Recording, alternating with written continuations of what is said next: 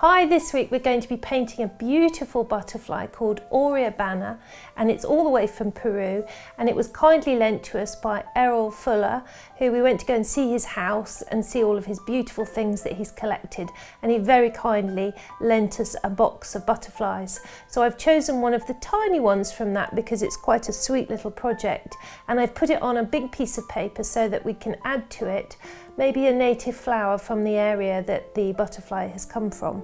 So with a project like this, anyone can give it a go, and it's one of those little projects that you can pick up and put down at any time because you're not going to have to worry about the butterfly flying away.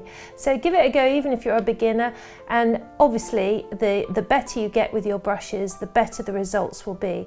So it's one worth practicing and maybe doing several times, but in any case it's a lovely little project to do.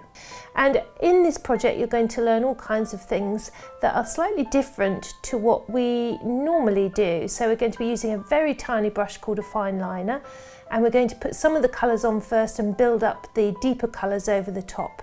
So it's a slightly different project. It's very tiny, it's very fine, but it's really sweet to do, and I hope you'll do it with me.